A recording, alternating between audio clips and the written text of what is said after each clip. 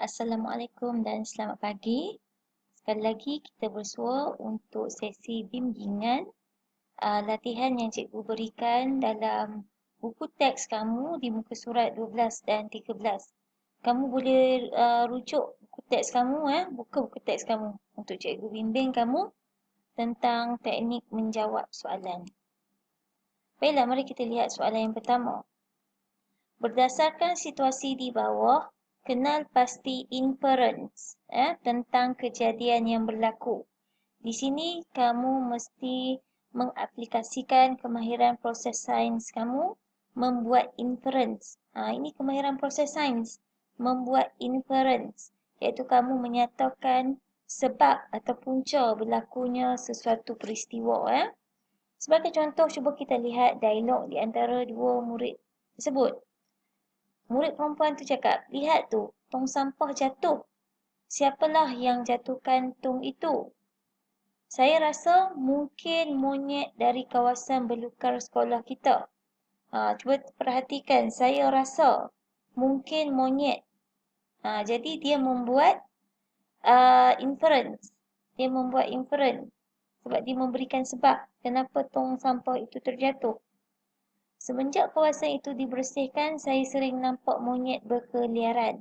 Kenapa dia membuat inference ini? Kerana dia pernah nampak monyet berkeliaran.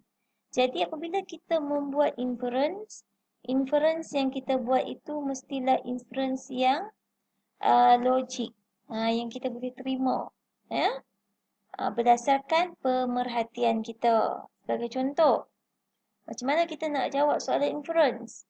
Letakkan pemerhatian dahulu, kemudian mesti ada perkataan kerana. Tong sampah itu terjatuh, ini pemerhatian. Pemerhatian kualitatif, iaitu kamu membuat pemerhatian menggunakan deria penglihatan. Tong sampah itu terjatuh kerana perbuatan monyet dari kawasan belukar sekolah. Mudah kan membuat inference? Yang kedua, hipotesis. Di bawah dibuat oleh Lim ketika bermain gasing bersama-sama dengan rakan-rakannya. Semakin bertambah lilitan tali pada gasing, semakin bertambah tempoh masa gasing berputar. Okey murid-murid. Ini kalau kamu perhatikan kotak ini adalah hubungan di antara pemboleh ubah manipulasi dan pemboleh ubah bergerak balas. Ini adalah hubungan, iaitu kita membina hipotesis. Jadi daripada hipotesis ini, kita kenal pasti pemboleh ubah manipulasi. Pemboleh ubah dimanipulasi adalah lilitan tali pada gasing. Perhatikan lilitan tali pada gasing. Ini adalah pemboleh ubah manipulasi. Pemboleh ubah bergerak balas adalah tempoh masa gasing berputar.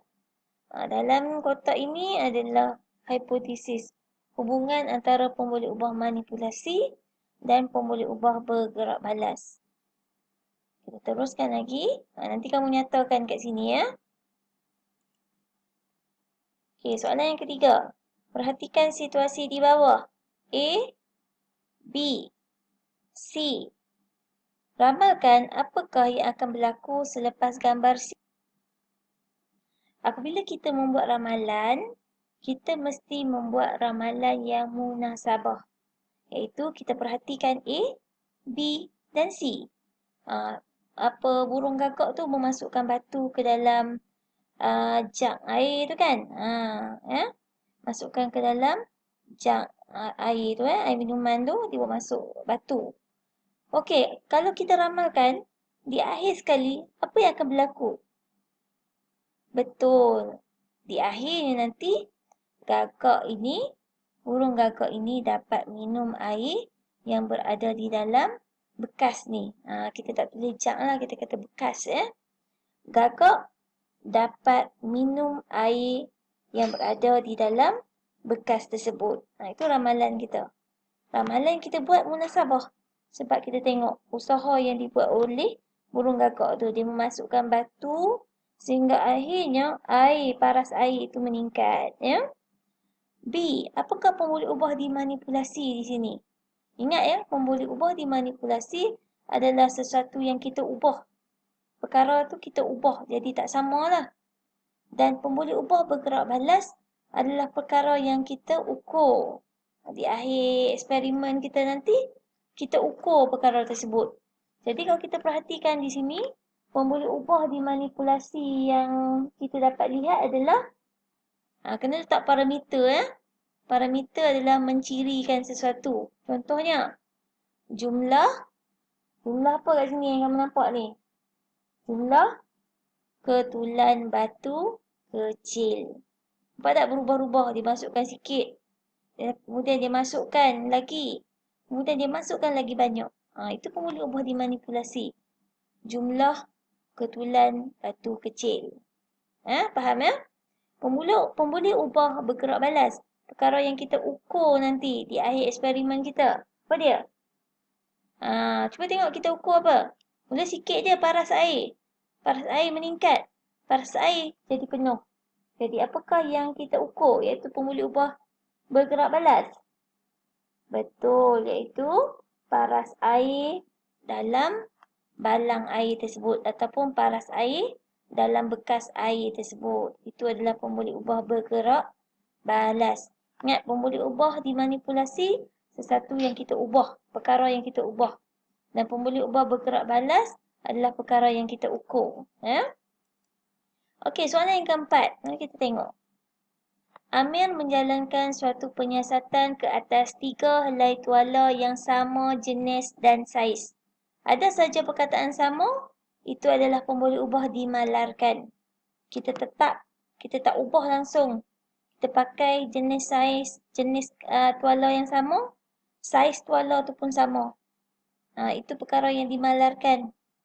Dia menuangkan 50 ml air pada setiap tuala dan menimbang semua tuala tersebut.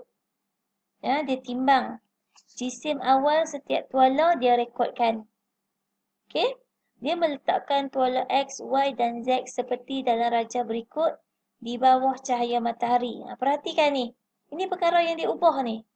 Kita nampak yang tak sama. Ini pemboleh ubah dimanipulasi. Apa dia ni? Kita nak letak parameter apa kalau kita tengok kat sini? Kita tak boleh letak saiz tuala sebab dia dah kata kat sini saiz tuala sama. Jadi kita kena gunakan keadaan tuala.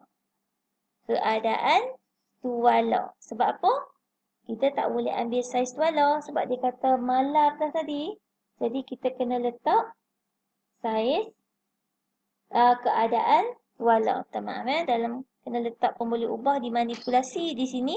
Perkara yang kita ubah kat sini adalah keadaan tuala. Selepas 3 jam, Amir menimbang semula jisim setiap tuala. Selepas 3 jam, Amir menimbang semula. Jadi itu adalah pemboleh ubah yang bergerak balas. Yang dia ukur. Yang dia ukur pemboleh ubah bergerak balas iaitu jisim setiap tuala ataupun jisim tuala selepas 3 jam. Pemboleh ubah bergerak balas. Ingat cikgu kata pemboleh ubah bergerak balas adalah perkara yang kita ukur di akhir eksperimen kita. Jadi tujuan penyiasatan. Ini cara menjawab dia. Untuk mengkaji hubungan di antara pemboleh ubah manipulasi dan pemboleh ubah bergerak balas. Apa pemboleh ubah manipulasi yang kita nyatakan tadi? Ya, kita nyatakan pemboleh ubah manipulasi ini adalah keadaan tuala dan pemboleh ubah bergerak balas jisim setiap tuala selepas 3 jam. Itu ya. Okay, ramalkan susunan tuala mengikut jisim akhir secara menaik. Secara menaik bermaksud daripada yang paling rendah kepada yang paling tinggi.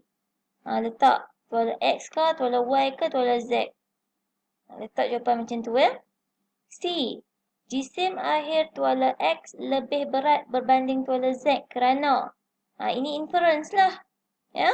Kenapa tadi kita kata nyatakan inference berdasarkan perbezaan jisim akhir tuala X dan tuala Z. Ini tuala X. Cuba tengok keadaan dia. keadaan dia dalam saiz bukaan tuala tu besar. Tapi tuala X ni kita gulung. Jadi agaknya yang manakah lebih berat? Jadi jisim akhir tuala X ni dia bagi tahu dah lebih berat. Ni X ni lebih berat berbanding tuala Z. Kerana apa agaknya? Inferen kat sini. Kenapa yang X tu lebih berat? Kalau awak pernah jemur kain dekat luar. Ya, betul. Kerana jisim tuala Z tu lebih cepat tersejat. Kerana apa? Kerana lebih cepat tersejat. Kenapa dia cepat tersejat? Kerana permukaan tuala Z lebih luas berbanding tuala X. Jisim akhir tuala X lebih berat berbanding tuala Z kerana permukaan tuala Z lebih luas berbanding tuala X. Itu jawapannya ya. Baiklah, nombor 5.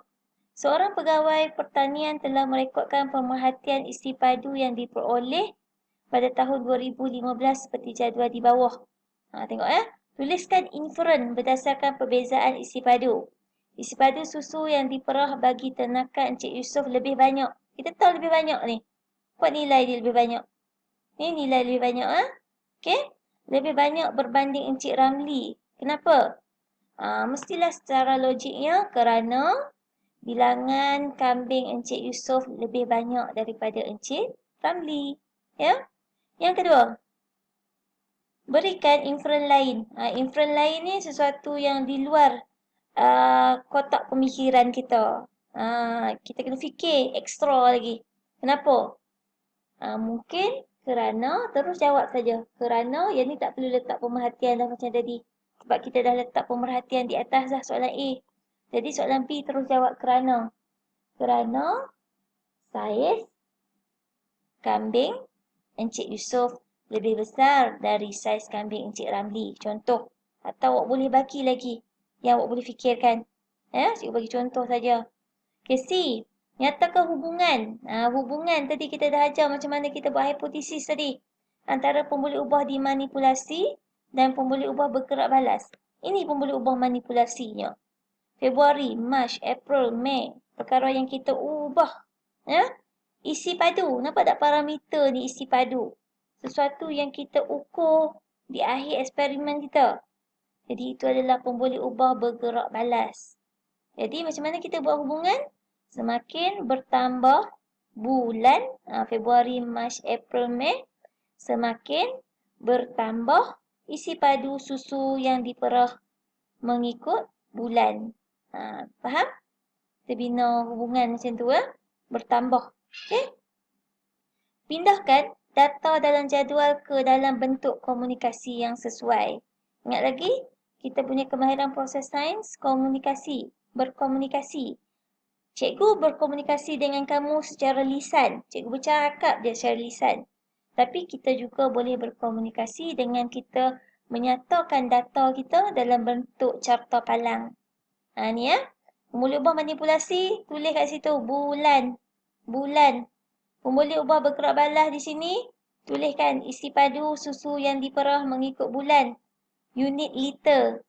Senggatan di sini, tengoklah nilai sini. Sini 150. Jadi mulalah dengan 100, 200, 300, 400, 500, 600, 700. Nilai senggatan tu mesti sekata. Sama di bahagian PM ni, pemboleh ubah manipulasi bulan. Warna purple ni Encik Yusof. Warna merah ni Encik Ramli. Ni contoh kenapa ada dua ni carta palang? Sebab Encik Yusof dengan Encik Ramli. Okey, cikgu harap kamu boleh buat.